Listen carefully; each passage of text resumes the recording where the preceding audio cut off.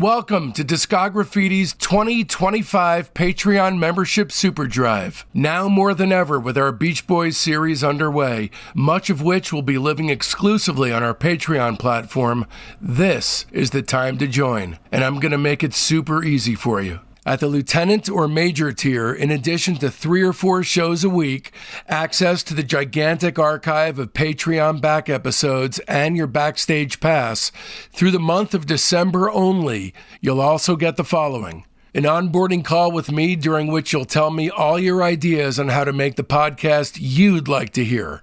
And whether I use all, some, or none of your ideas, I'll have listened closely and most importantly gotten to know you.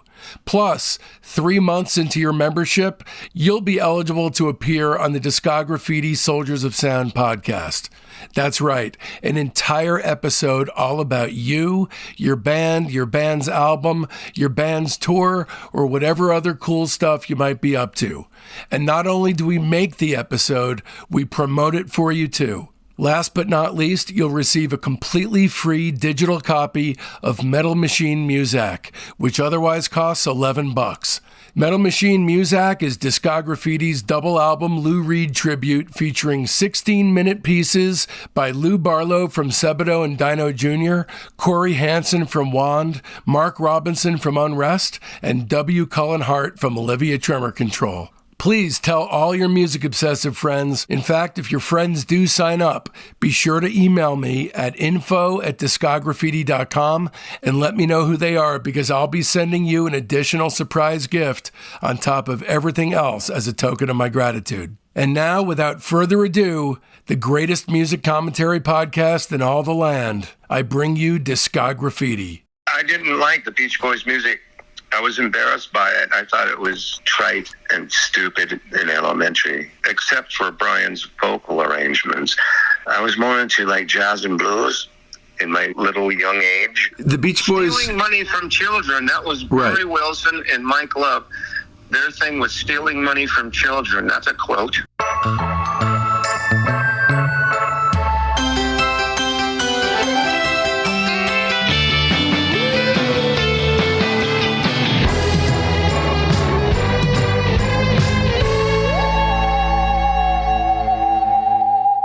Welcome to Discograffiti's wildly in-depth Beach Boys series and Your Dreams Come True, where Brian Wilson freaks like you and me get our chance to delve deep into the barely believable history and prodigious discography of my favorite band of all time, and also coincidentally the best, along with a slew of top-shelf guests ranging from musicians inspired by their work, family members, documentary directors, songwriting collaborators, Beach Boys authors, producers, touring band members, and for good measure, some of the Beach Boys themselves. I'm your host, Dave Gebrow, and special thanks goes out to Jeff McAvoy and especially co-producer Dennis Dykin, without whom this series would not have happened. And in this episode, we'll be turning our spray cans on David Marks, along with our special guest, David Marks. This is the first publicly available episode of And Your Dreams Come True. Keep in mind, more than 50% of Discograffiti's Beach Boys series will be available exclusively on our Patreon platform, as I support a wife and a 6-year-old son with Discograffiti as my sole source of income. So if you're not a subscriber on the lieutenant or major tier, you'll only be getting a fraction of the story. To subscribe, just visit patreon.com/discograffiti. And before we start, just a quick word about this episode and the next week's Part 2 follow-up. The conversation you're about to hear began with an innocent phone call placed to Beach Boy David Marks this past summer, asking if it was possible to do an interview sometime soon. Then came a volley of thwarted attempts, which consisted of him calling me a loser, telling me to go fuck myself, and hanging up on me multiple times. It soon became abundantly clear that I'd passed some sort of really messed up persistence test, and that this was, in fact, the interview. This wasn't even conducted on Zoom. This recording was captured on the fly with just a microphone held up to the speaker on my smartphone that friend of the pod, Joe Kennedy, later enhanced for me. I had no outline or game plan, zero research completed, and absolutely no notes whatsoever. Honestly, through this entire thing, I was just holding on for dear life. What followed, in my opinion, is the most honest interview in Discograffiti history. There was no other way to begin this season, which I'm calling Catch a Wave, spanning 1961 to the fall of 1964, not to mention the series as a whole. Although it's definitely not representative of what's to come, welcome to the first publicly available episode of Discograffiti's epic Beach Boys series, And Your Dreams Come True. Here's just a few of the many things that David and I discuss in this podcast. How embarrassed he is by the music he created with the Beach Boys, the attempts Murry Wilson made to get with David's mother, his true feelings about each of the guys in the band, and the unheralded touches of production genius that Murry Wilson brought to the Beach Boys' early material. If you're a Beach Boys superfan like me, you'll want to turn this free version off right now and opt for the director's cut of this episode on our Patreon page, which features 10 additional minutes of essential material. And you can find it in our Patreon shop for mere pennies at patreon.com/discograffiti/shop. Or better yet, just subscribe for access to the complete versions of all our shows. I recommend the Lieutenant tier at the very least, so you can access those director's cuts, but the major tier is what you want if you want it all. And I'm covering a bunch of these Beach Boys records on the major tier. Even if you're on the fence, just head over there because it's finally free to become a basic member. Coming up, we've got Al Jardine, Marilyn Wilson, Carney Wilson, Don Was, Ginger Blake, Pete Buck, Scott McGahee, Ira Kaplan from Yola Tango, The Cars' Elliot Easton, Sonic Boom, Don Fleming, Marshall Crenshaw, Lenny Kaye, The Righteous Brothers Bill Medley, Russ Titleman, Jerry Schilling, Greg Jacobson, Christian Love, Gary Griffin, David Beard, Probin Gregory, John Cowsill, David Leaf, Don Randy, John Stebbins, Rob Bonfilio, Wyatt Funderburk, Stephen Kalinich, Matt Jardine, Fred Vale, Sam Parker, Brent Wilson, Mark Lynette, Alan Boyd, Carly Minoz, and many more. So don't miss out. Open up your listening app right now and subscribe. And away we go then. Who is it? Hi, Dave. Yeah, I told you not to call me, man. You're a loser, and don't call me anymore. God damn it. Quit the band when I was 14 because I was embarrassed by your music. So would you please leave me alone now? I'm trying to go to sleep. Thank you for your inquiry. Can I just ask one question? Okay, one. Well, okay, what if we just do an interview about the Moon and David Marks and the Marksmen? No more interviews. No, I'm so sick of this shit. Not even the other bands? My precious time on the phone with idiots talking about crap. I'm not an idiot. Bands are just so insignificant that That's not true. It's not insignificant to me. Those bands have meant something in my life, and I must admire your persistence. I'll tell you that much. I'm not kidding, or else I wouldn't bother. People would have got, tail between their legs after I talked to them like that. But No, listen. I know you're not mad at me. I didn't do anything to you, so I know you're not mad at me. Okay, I understand that. I'm not mad at you personally. I'm mad at the whole thing. I know The that. whole concept. I get calls every day, all day from people like you. And I'm not being personal. It's just that the whole concept and everything has really gotten to me. I understand. I haven't gotten anything from it. I'm not an ego freak. I don't enjoy going out there and say, gee, I'm a Beach Boy. You want my autograph? I'm up way beyond that.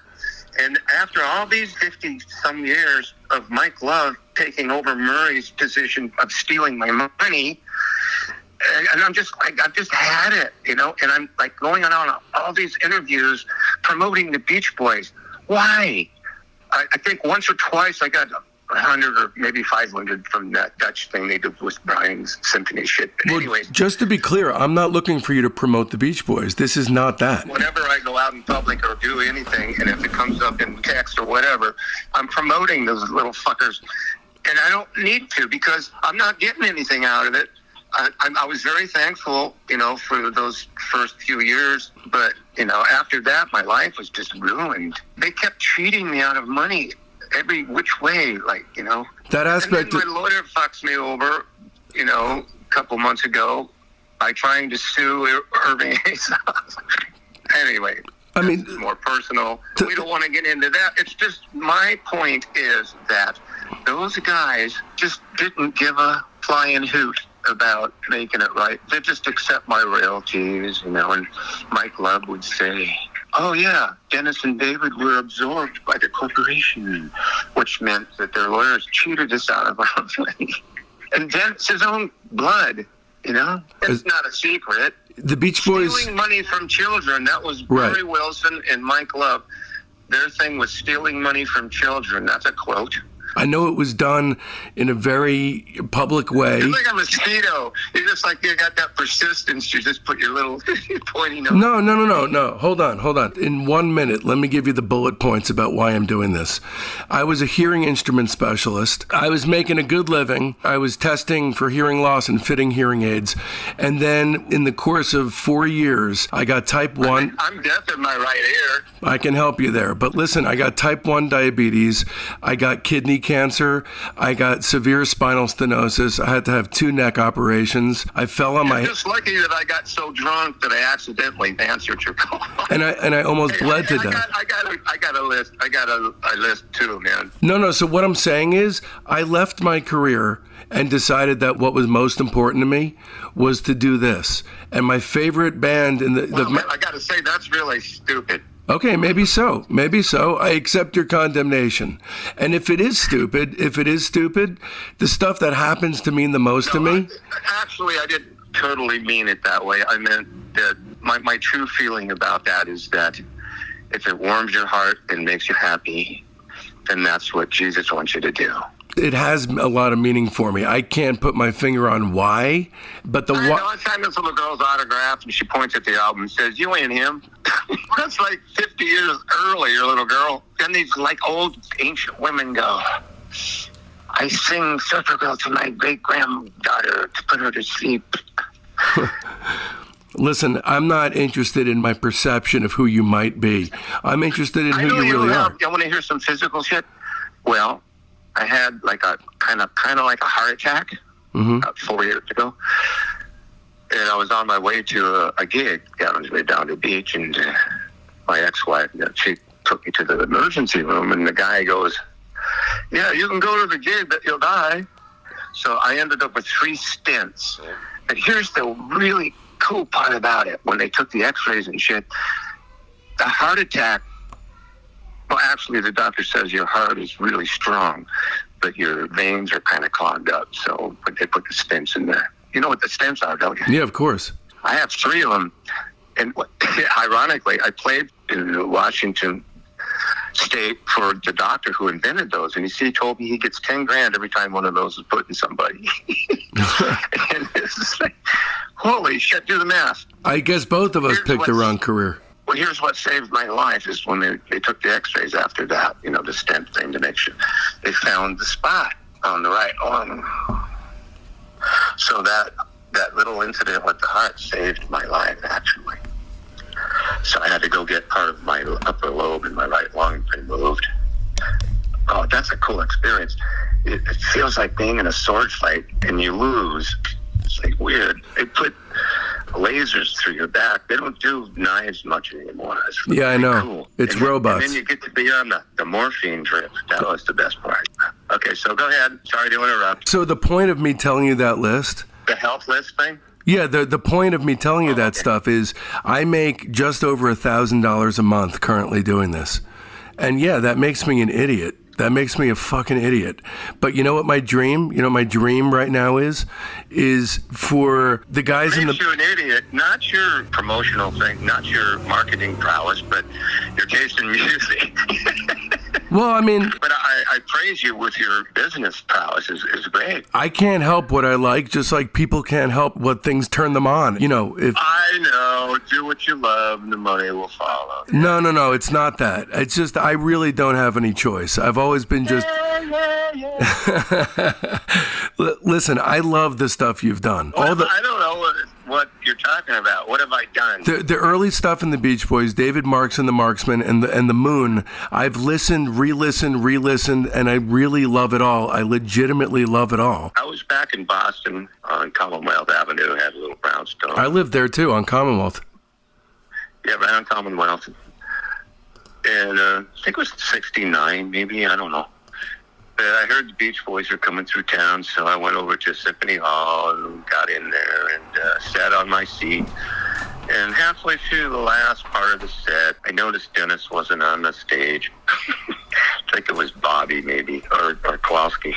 Anyways, I got a little melancholy and decided to leave the Symphony Hall. And I'm walking out through the lobby, and I see Dennis. And he's talking to some babes. And the band is on the stage doing some of the last, Deuce Coupe or whatever. And I'm walking out, and I hear, Dennis! I turn around, Dennis grabs me, pulls me backstage, says, you got to play the last few songs. So I played Surfing Safari, Surfer Girl, and some of those, and the last couple of songs on the stage. But the next day, Mike says, you got to, sell your Porsche and give the money to Murry. And I said, the what? The who? Sell the Porsche? What the fuck are you talking about? I didn't sell the Porsche, but Mike, the next morning, he paid for me to go to the Transcendental Meditation Center down the street. What year is this? By Harvard. So I think 69. Okay. Maybe 70. And he pays for me to be initiated into the Transcendental Meditation deal that was going on, Maharishi scam. Yeah. But he was passing it. That's like Mike doesn't know it, but he's passing on good news. He thinks he's doing it for himself, but he's helped people raise their consciousness with all the positive songs and all the concerts. And Maharishi, actually, the guy, I went in and the guy gave me some fruit and flowers, and he whispered in my ear my mantra. It says, never say this aloud, just use it while you meditate. What's your mantra? I can't say it aloud. No. You want to hear something? I've told one person in my entire life what my mantra is, and it happened to be his mantra too. I had a suspicion that everybody has the same one. Well, so far it's true for me. Otherwise, what good would it be? And I wake up in the morning sometimes really, out there, and I do my mantra, and it brings me back down. So are you close with Mike still? I got the feeling then that the ties had been frayed. Well, I haven't talked to him in 2 weeks. Well, I would call that close. So you guys are close still. Yeah. I met Mike when I was 9 or 10 years old because his cousins lived across the street from me. So yeah. Look, I know all the old tired shit. I'm aware of all the sanctioned, whitewashed history of the Beach Boys. I don't want to go there with you because that's the party line shit. I think you got a pretty good idea of my emotions right now about how they just recently got millions of dollars from Irving Azoff, and I got Zill. Why did you agree to do the Disney thing? That hurts my feelings, actually, because I'm living in squalor in Burbank. I don't understand why there hasn't been any payback when it's right there in black and white in Mike's book that you had been taken advantage of, and they knew it, they were aware of it, they went ahead with it anyway, and then you came back into the circle, and justice wasn't served at that point? Oh, well, maybe I should alert my attorney to that. Mike loves book. I forgot about that. I don't know. It's weird. I think I should probably take my focus off of humans, like my stupid lawyers and Mike, and just, leave it in the hands of God. I mean, that's the only hands that it's in anyway. We only have the illusion of control. I think it's all predetermined. There are no chances taken in the kingdom of God. Yeah. I mean, all we can do is kick and scream like little children throwing a tantrum, but it's ineffectual in the end. Well, whatever happens, good or bad, it's all a gift. So all the stuff that you did with those guys. So are you going to write all this shit down that you've been recording for the last hour? Well, what I'm hoping to do is actually set up a Zoom interview with you. And now that I can't be on camera. No. It won't be on camera. It would just be audio. You don't turn your camera on. Oh, well, okay, that sounds all right. But I don't know. Come on. Look, David. You don't have the $2,500 then, huh? I don't. Listen, I'm trying to the best of my ability. You're a friend of Dykens, right? I'm a close friend of Dykens, yeah. All right. I'll do it for you because you're a friend of mine. The guy I love, one of the most wonderful people that I love in the world is Dennis Dyken. Yeah, I agree. For me, too. I appreciate it, David. Really, You know what I appreciate? I appreciate your tenacity. I put you through a ringer, man, a gauntlet, and you passed. I appreciate that. Thank you for testing me to the point of driving me out of my own fucking second-story window. Much appreciated. Sweet.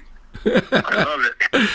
When works for you? I mean, I don't need to do it tomorrow or anything. I got to let you in on a secret. I got to get a little buzzed before I can do these things. Only Three Lads is a fun, lively podcast hosted by indie musician and nerd Brett Vargo and radio personality Uncle Greg, with a variety of third lads guesting. The show celebrates all facets of alternative music from the 70s, 80s, and 90s, from punk and new wave to power pop, synth pop, Brit pop, indie, and more.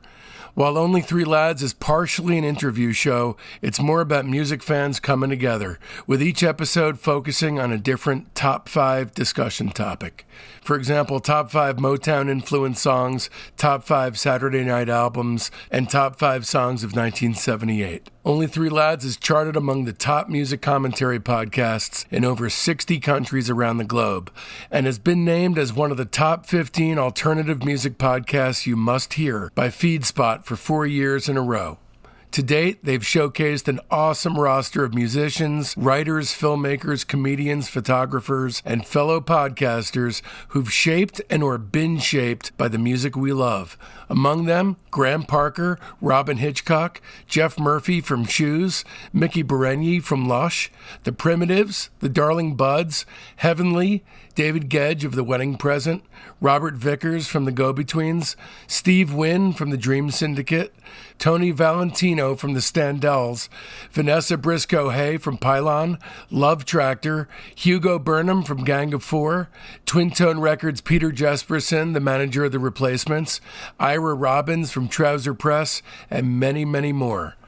Join the Only Three Lads community on Facebook, Instagram, X, or Blue Sky, and let them know that Discograffiti sent you. And if I may, Brett and Greg are a couple of great guys that work their asses off on their show, and it shows. I love the kinds of guests that they get. These guys go to the mat for what they believe in and what they say, and I really love them for it. You should definitely check Only Three Lads out.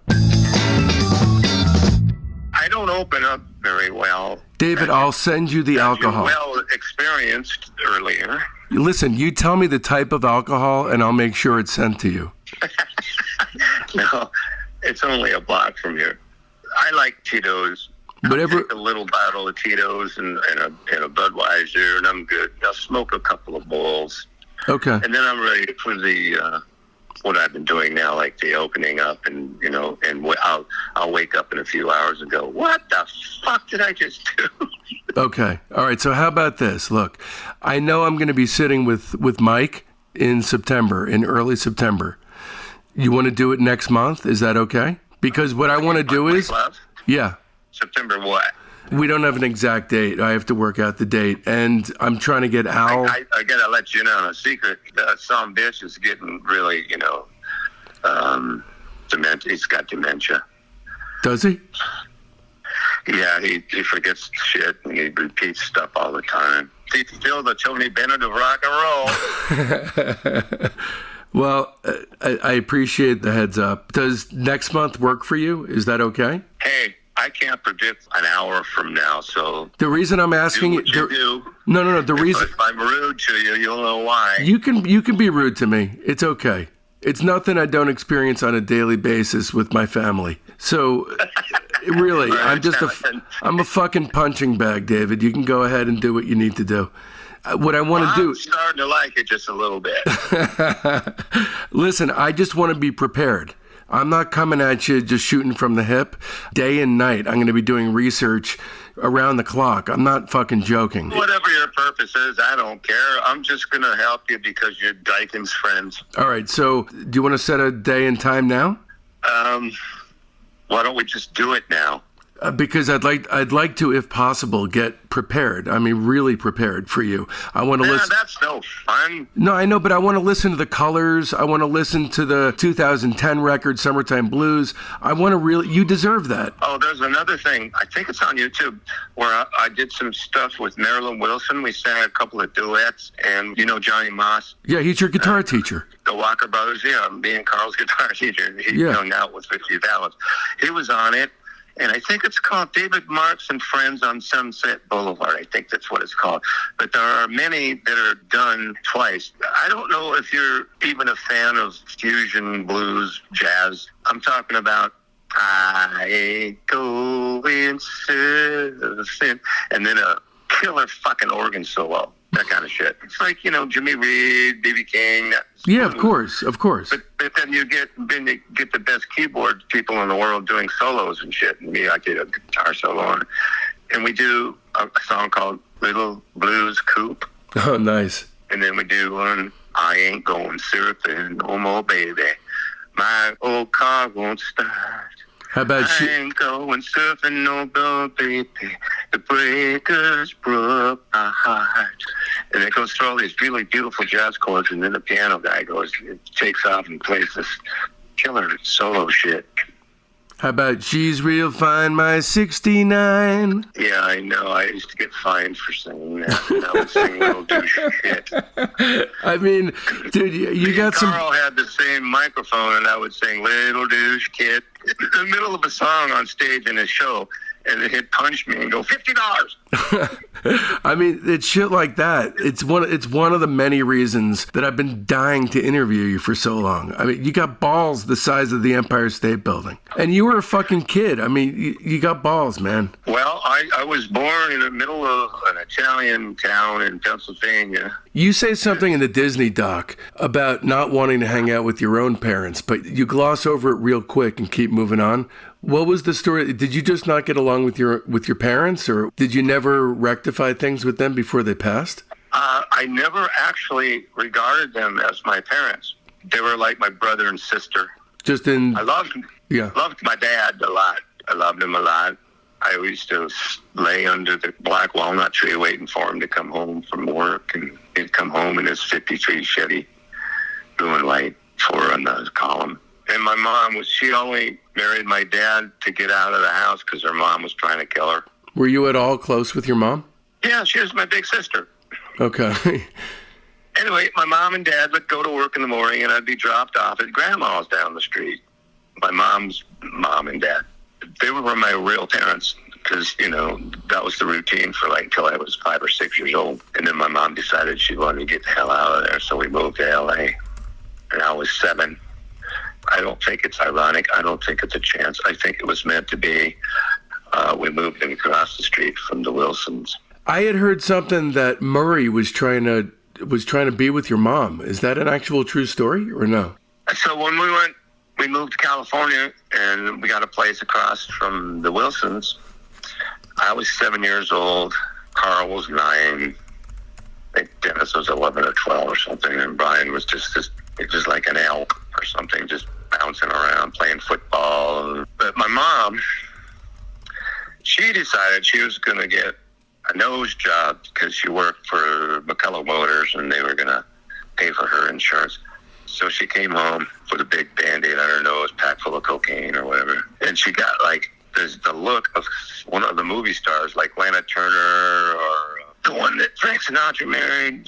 Ava Gardner. Ava Gardner, there you go. I don't know if you've ever seen any pictures of my mom, but she was really hot. So all my friends come over from high school and go, hey, knock, knock, knock. And I say, hey, Dad, what's happening, man? And I go, oh, boy, my buddies from school came to hang out with me. We would go surfing or play football or something. And they go, is your mom home? And then, of course, Dennis was the most horny motherfucker. Brian used to call my mom up in the middle of the night and ask her if she'd watch porn with him. And he was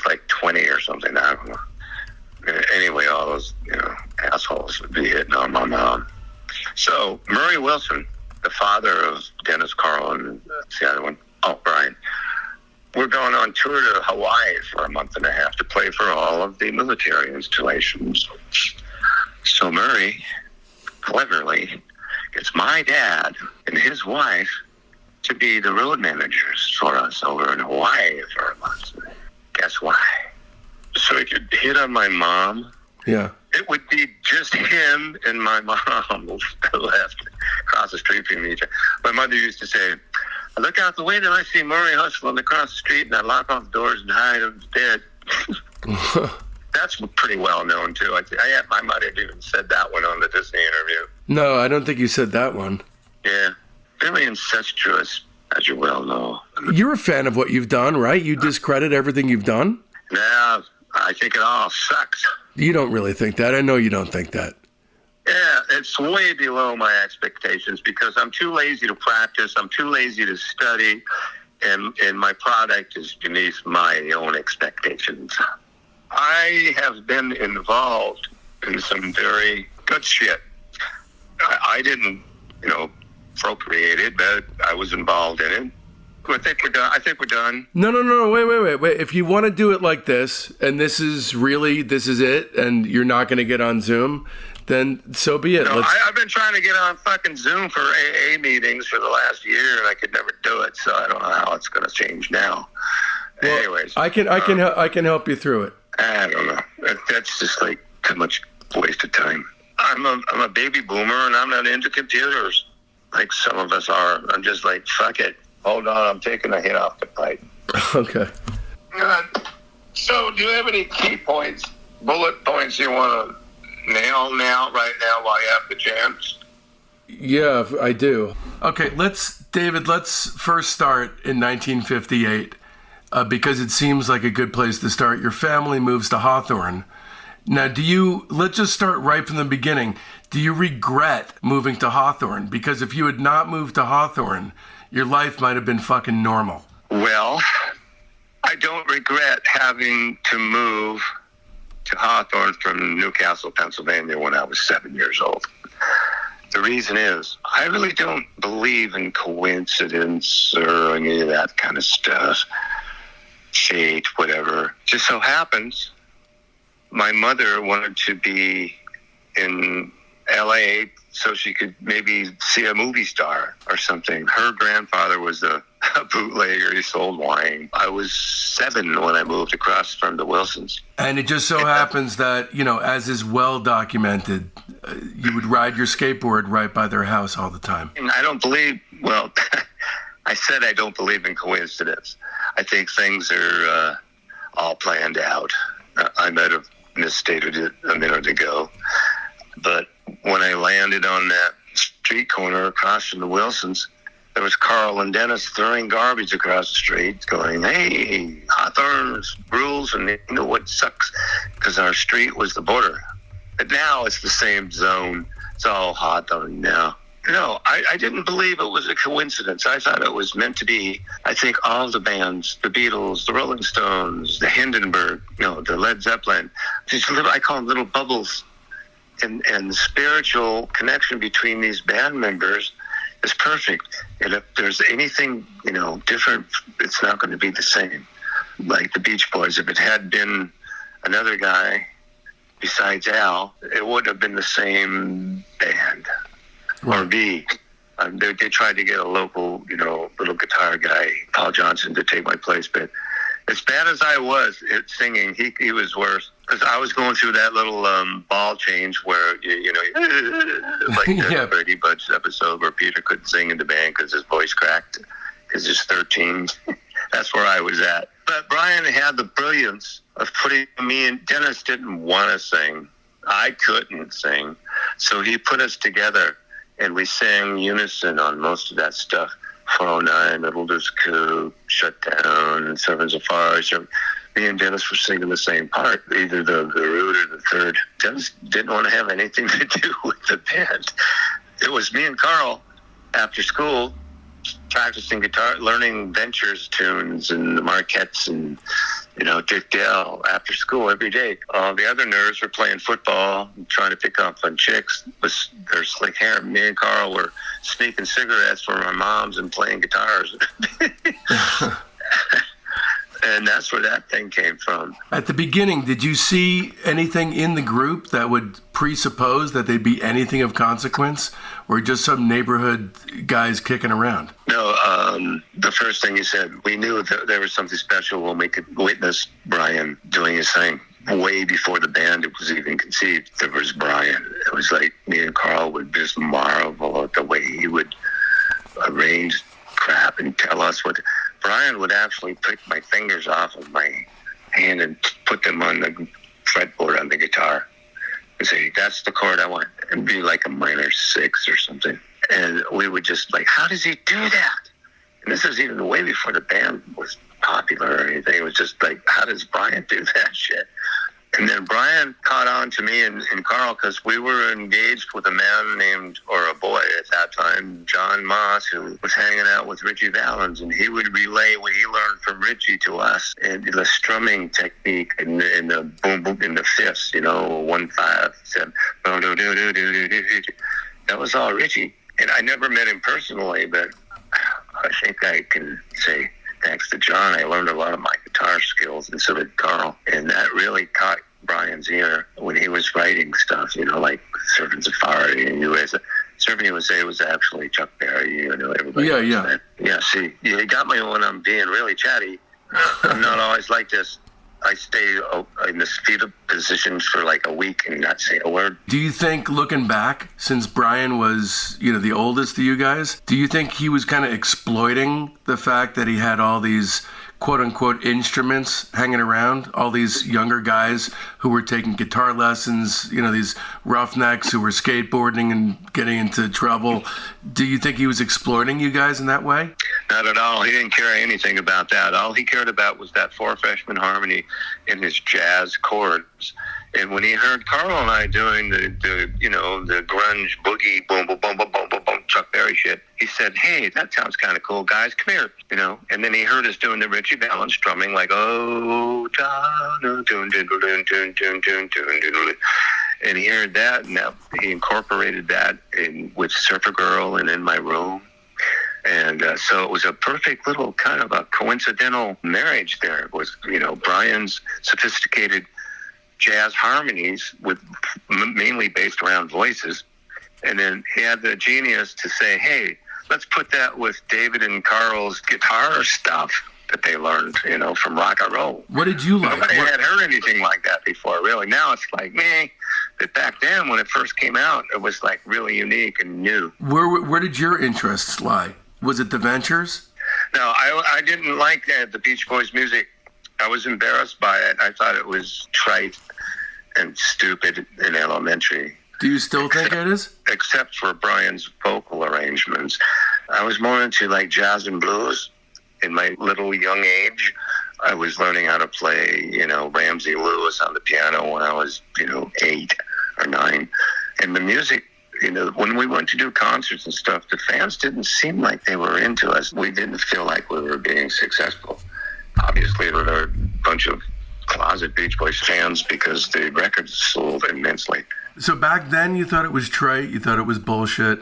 How about now? So did Carl. We loved the surf guitar stuff, Dick Dale, Ventures, and we loved that. But we were on our backs listening to, Nat Adderley and Ray Charles. Yeah. And to me, the Beach Boys music was kind of embarrassing, especially the lyrics. I mean, Brian was genius with music, but Mike was probably more adept at the lyrics. So the trite aspect of it, you don't think that that's in Mike's lyrics? What part of it is trite then? Well, the album covers, like, songs about the moo-moo and, going to the root beer stand, and that was all like, I guess little children could relate to that, but to me, it was like, let's move on with this, So pulling up and out of the timeline, When you look at the entirety of the Beach Boys' career, I'm sure you've heard most of their records by this point. At what point, if any, did they stop producing trite bullshit? Stopped producing trite bullshit? Correct. At what point did they start producing relevant music that you thought was hip and that was worthy of consideration? Well, by they, you mean Brian. Sure. And I think that point that you're referring to would be, correct me if I'm wrong, it would be in the late 60s with the Pet Sounds stuff. Okay, so around 66. Yeah, that's when Brian started working on Pet Sounds, right? That was after he failed with Smile, I guess. No, Smile's after that. So Pet Sounds is just preceding Smile. Okay, so Pet Sounds was Brian's peak. That was his peak. Yeah.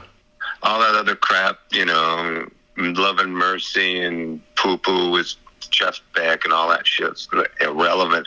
I think Pet Sounds was his masterpiece and stands right up with all the other masterpieces of the 20th century music, I think. Sure. For Christ's sakes, they actually have asked, the Gershwin family asked Brian to finish one of George's pieces. Yeah. Wow. So April 1962 is when you joined the Beach Boys as their full-time rhythm guitarist, after Al decides that it makes much more sense for him to follow up his studying to be a dentist. Well, first of all, that's bullshit. He never studied to be a dentist. He went back to try to finish college, but junior college, actually. He didn't care. Just because he has big teeth doesn't mean he was going to be a dentist. And he has such a big head that he seems short, and people that are shorter than him make fun of him for being short, so whatever. But what was the question? Oh, hi, I'm Dave Gebrow.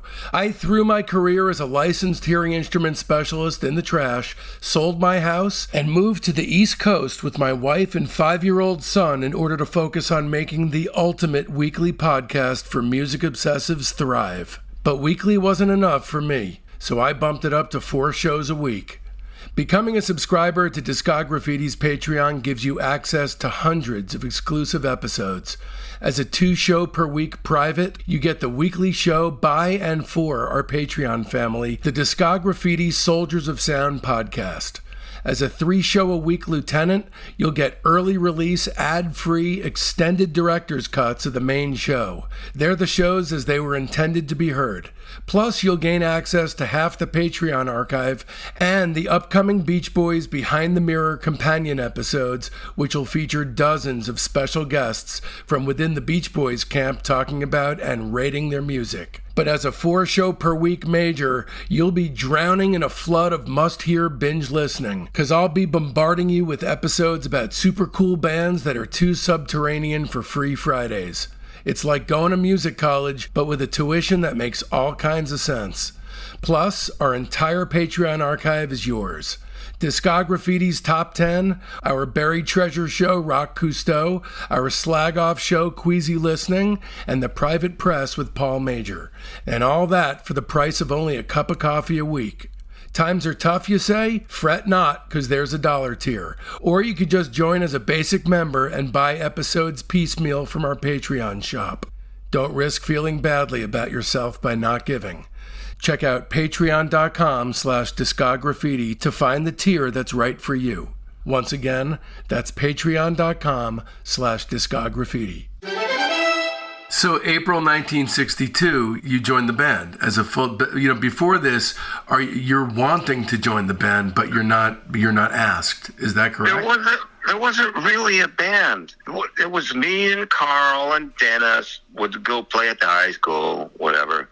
And then Brian decided that he wanted to make a band, and Dennis didn't want to. And then Mike started writing songs with Brian, and it was just sort of a thing that happened. And Al decided he wanted to make it into, like, Al Jardine says, "Hey, Brian, we were going to high school together," right?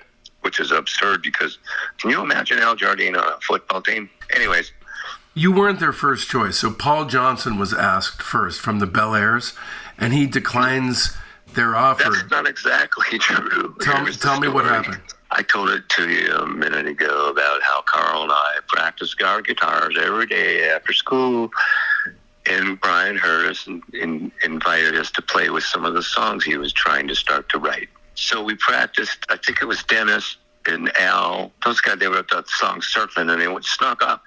I practiced it with them, but they snuck off without me to record it because I was in school. So it got played on the radio with Murray's friends on Candix Records. They published it and put it out on the radio.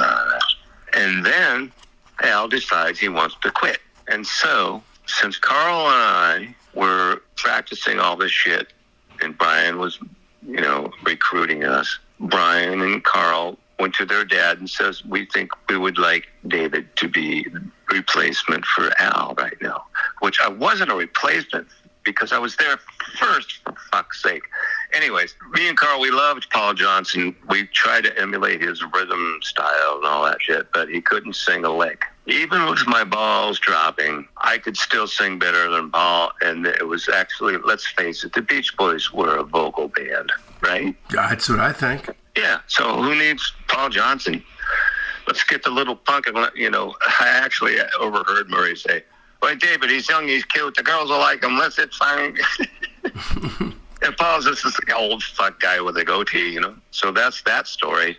And Paul did decline, though, after. Whatever happened to him? He's still alive, but he's in really bad physical shape and broke. He's out of the story at the very beginning. So is he as embittered about how things have turned out as at least pretended to be at the beginning of this conversation? There are about 50 people that claim to be the original Beach Boys, right?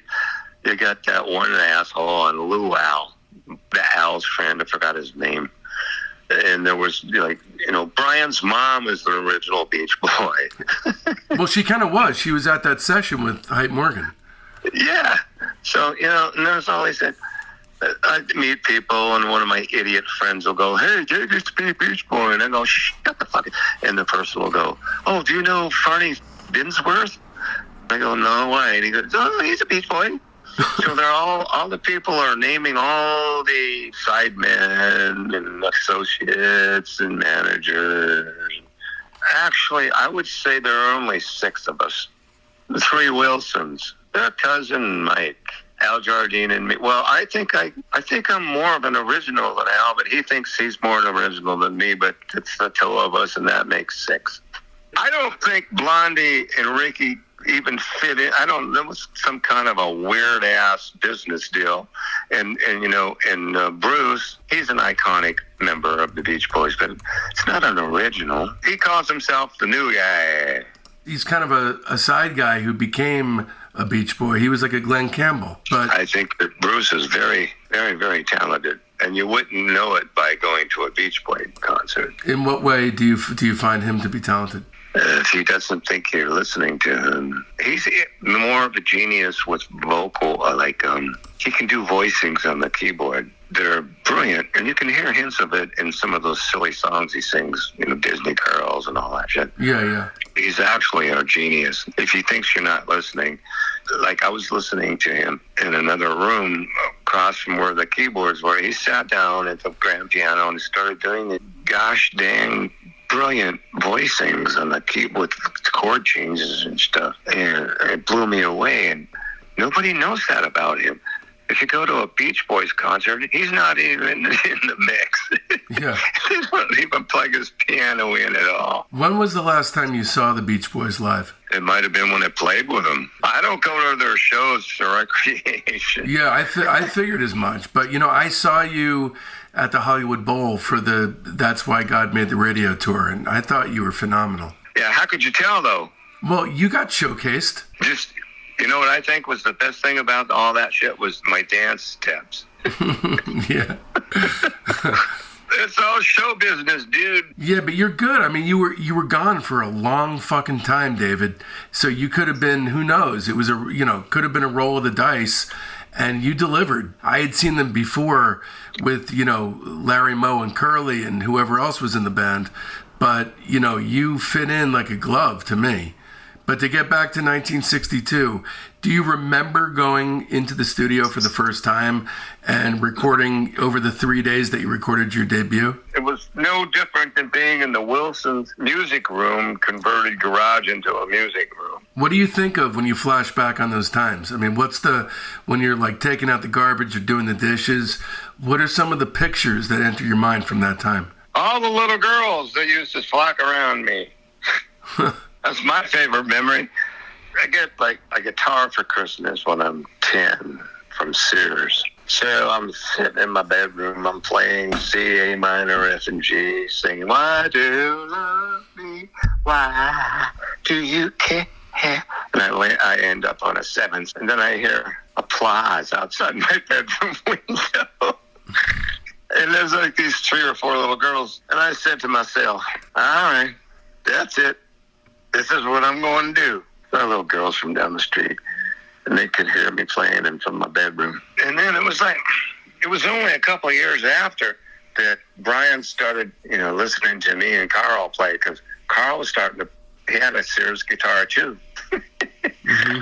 The memories are great. I wish I could make everyone feel my memories, because they're so great. And it's not negative, I know it became a negative thing later on, but...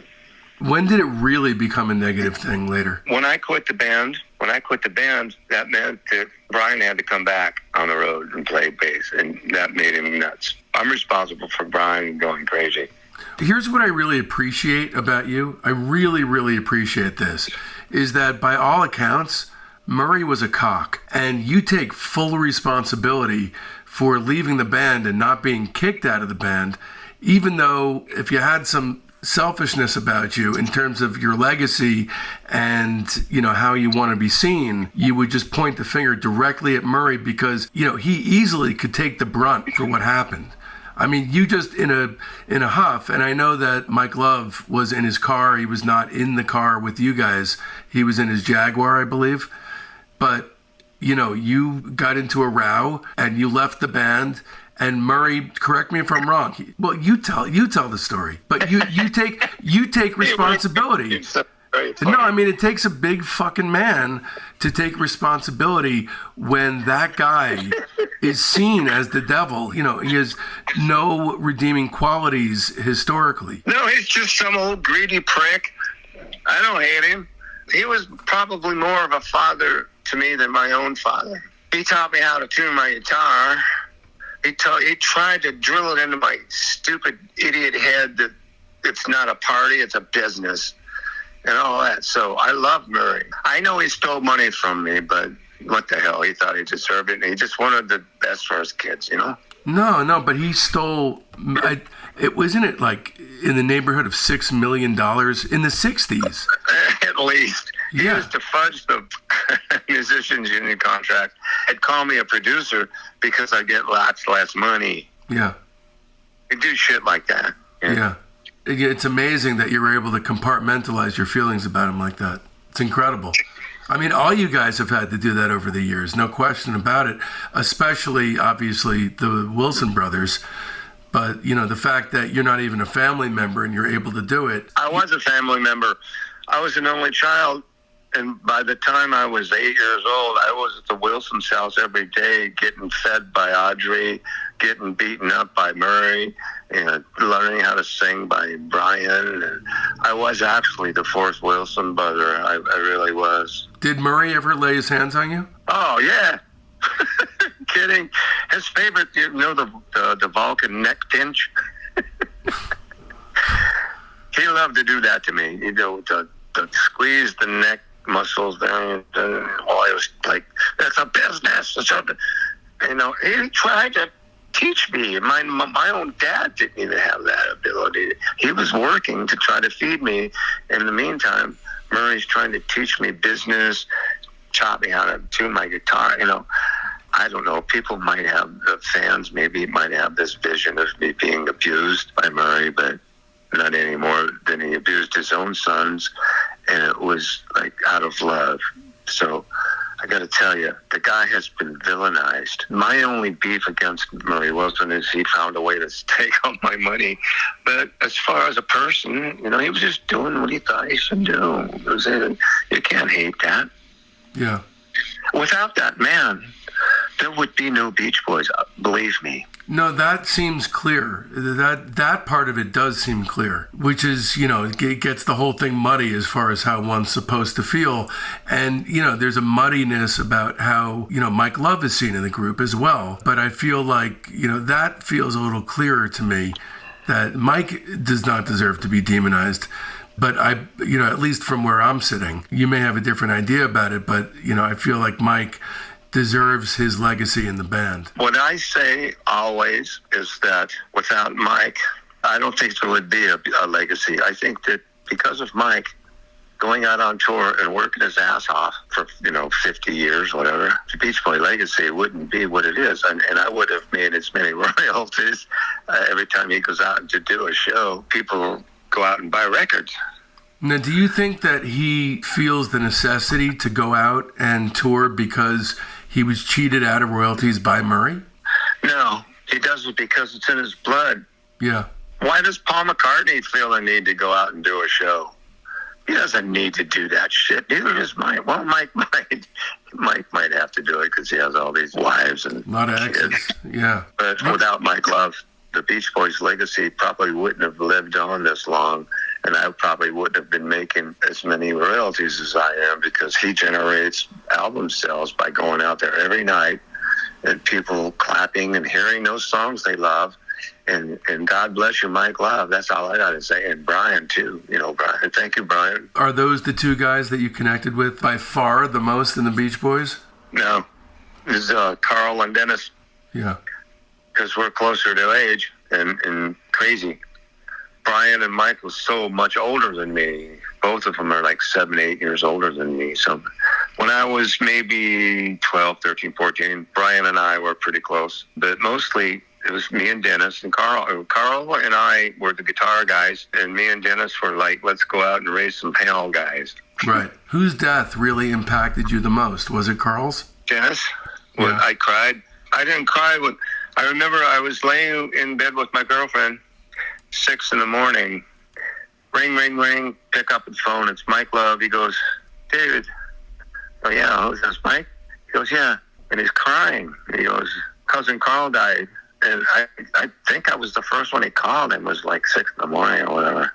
And he apologized. He goes, excuse me for my emotions. And then, it's like, there was a weird, awkward moment. I empathized with him. We talked about spiritual stuff. And my girlfriend woke up and said, get off the phone, you fucking idiot. And so anyways, when Dennis died, I was in the recording studio doing a song. And me and my guitar player friend, we knew this guy who was doing news, KFWB News. And he came in, it's John Stewart with the KFWB News. One of the Beach Boys just died, and he told us that. I thought it was Brian, but when I found out it was Dennis, I was in shock. So a couple of days later, I remember sitting in my mom's dining room, and I started to cry. It hit me that Dennis died, and then a couple of nights later, I had a dream about it. He came up with this wonderful-looking blue Chevy Corvette, and we were driving down the coast together in this wonderful planet that all the colors he never saw before. This episode is brought to you in part by Bespoke LA. Located in the Fairfax district of Los Angeles, Bespoke LA is the modern podcaster's dream come true. It's got 2 podcast pods available, one with audio only and the other with both audio and video. Just think, you can start your own podcast tomorrow without investing a single penny in equipment. What, you don't have experience editing? Don't even sweat it. For an additional fee, Bespoke LA can edit your podcast. Or not, it's entirely up to you. Rates start at $75 an hour with discounts if you book 4 sessions at once. Go to bespokela.com/podcast. That's BSPOKELA.com/podcast for more information or to book your time today. And be sure to tell them that Dave sent you for a one-time 25% discount. Back to Surfin' Safari. At the time, did it strike you that you had done something great? And then now, when you hear it now, do you like any of it? Yeah, I think that was our best shit. I mean, that was our gosh dang legacy up until, Brian went nuts.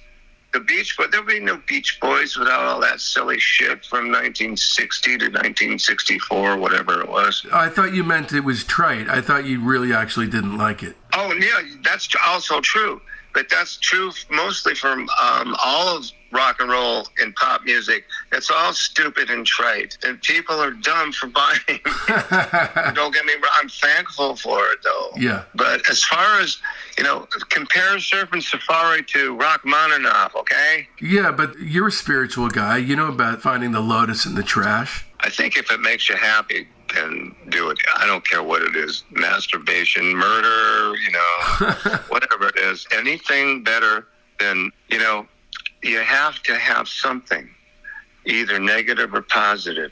If you're in the middle, if you're indifferent, then that's the worst thing ever. Yeah, agreed. At least be negative. At least kill somebody, but don't be indifferent. Oh, shoot, I'm out of vodka. Oh, for Christ's sake. Are you going to have to go down the street? Yeah, I'm going to have to get my shoes on and drive down the boulevard. So talk to me about Murry in the studio. Tell me about some of the memories you have of Murry trying to take over control in the studio while Brian is flourishing and becoming this genius, even more so in front of your eyes. Yeah, Brian, he'd get all his settings he wanted. He'd sit in the control room with Chuck. Murry would be sitting in the back with his pipe. And, Brian, can I hear Dave's guitar? Can I hear Carl's guitar? Denny, give me some drums. Give me some kick drum, Denny. And then he'd go in and do his bass. And he'd leave that up to his dad.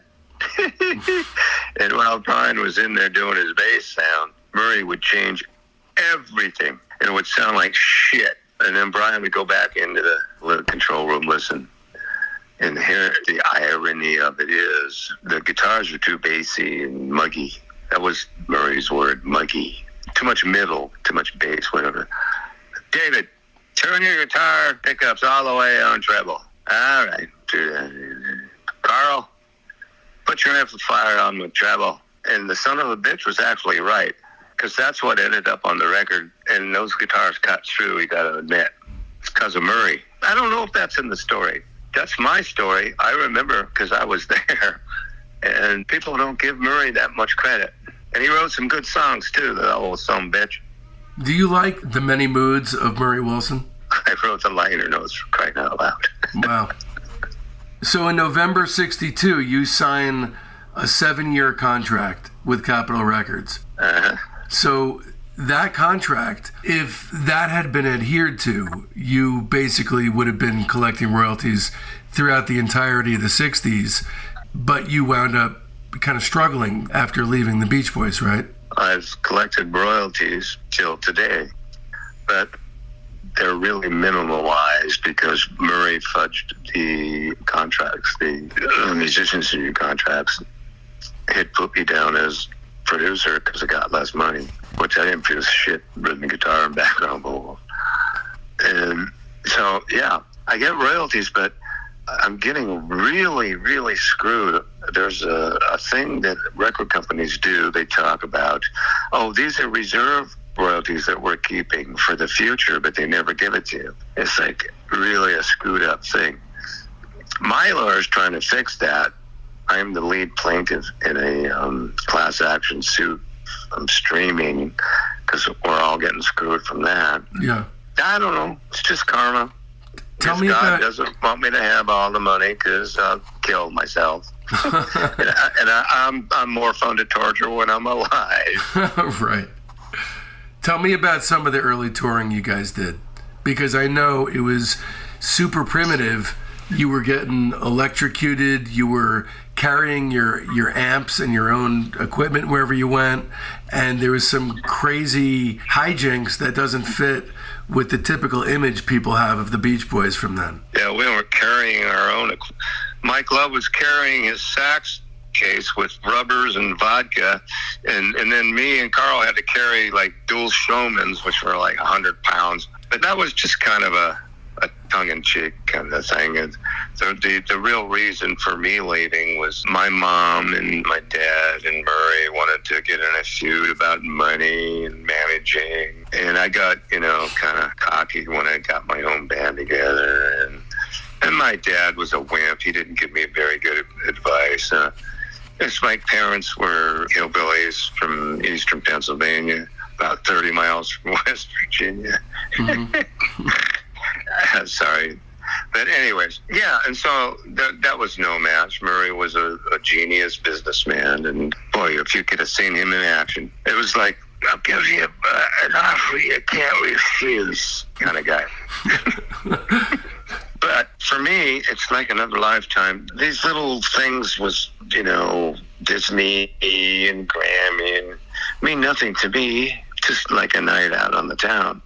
Because I don't know why, but the money part of it has all seemed to elude me. I don't know. Mike gets a little defensive when I compare him to his Uncle Murry, but I think he's right in there with the how to steal money from children. So I love the guy, but hey. Is he withholding money from you? No, he's been stealing it all along from 1970. All right, that about does it. Please keep in mind this is entirely how I support my wife and 6-year-old son, so don't risk feeling badly about yourself by not supporting Discograffiti. Become a member so you don't miss a single thing at patreon.com/Discograffiti. Stay tuned, because next week we've got part 2 of the David Marks interview. You thought part 1 was crazy? Well, you ain't heard nothing yet. Okay, here's the week up ahead.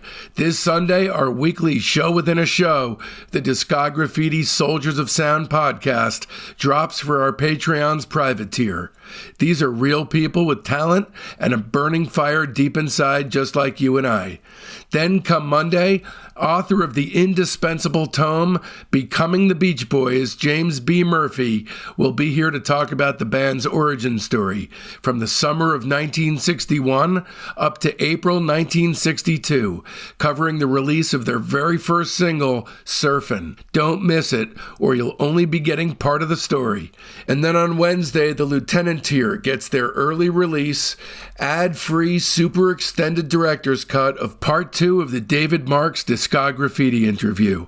It's the show as it was truly intended to be heard, with all the essentials left intact. And then come Friday, all the rest of you penny pinchers get to join in on the action. A heartfelt Discograffiti thanks goes out to my beautiful wife and son, Jen and Mason, David Marks, Rudy Fishman, Becky Boyd, Dennis Dyken, Jeff McAvoy, Jay Schultz, Bespoke LA, my mom, my dad, my incredibly loyal fans, and especially the entire Patreon community, the Soldiers of Sound. I love every last one of you, and this show would not exist without you, my friends. Speaking of friends, it's high time for some new ones. They're in our Facebook group, Discograffiti Soldiers of Sound.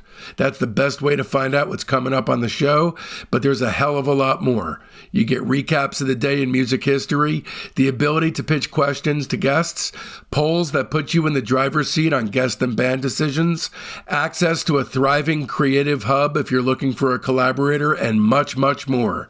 So make sure you don't miss out. You can find the link to the Discograffiti Soldiers of Sound Facebook page right there in the show notes. And if you don't mess with the Zuck, no sweat. Just email me at info@discograffiti.com and I'll keep you in the loop. So now that it's done and you want more, another way to dive even deeper into classic rock and roll from the 1960s is to leap headfirst into my interview with Pete Best, which just happened in episode 188. The Righteous Brothers Bill Medley interview, episodes 181 and 182. My interview with the Free Design, that's 160 to 162. My epic interview with the Mamas and Papas Michelle Phillips, that's 141 to 159. Blood, Sweat, and Tears is 137. My 12-hour interview with Terry Kirkman and Jules Alexander from The Association is 109 to 113. Vashti Bunyan rating her own output is 103 and 104. Sergio Diaz from Os Mutantes is 86 and 87. Bert Summer is 83 and 84. Sweetwater is 79. David Crosby is 77 and 78. Andrew Tuttle rates the Monks as 74. Jim Florentine on Black Sabbath is 64 to 68. Lou Barlow on the Zombies is 59 and 60. Marvin Gaye biographer David Ritz rates Marvin Gaye, that's 45 to 47. Blind Faith is 43 33. Anthony Fantano rates the Velvet Underground, that's 32 and 33. Bob Forrest rates the band, that's 25 and 27. Monkees manager Andrew Sandoval rates the Monkees as 22 and 23. Don Randy rates David Axelrod as 17. Badfinger is 16. The Bee Gees is 10 and 11. Sly and the Family Stone is 5, 6, and 7. And Pink Floyd is 1 and 2. And of course, be sure to mark your calendars, because next Friday, January 17th, we're coming at you with part 2 of this unbelievable David Marks interview. Trust me, you're not going to want to miss it. And so, from now till then, don't let our youth go to waste, lads and ladies. It's Discograffiti!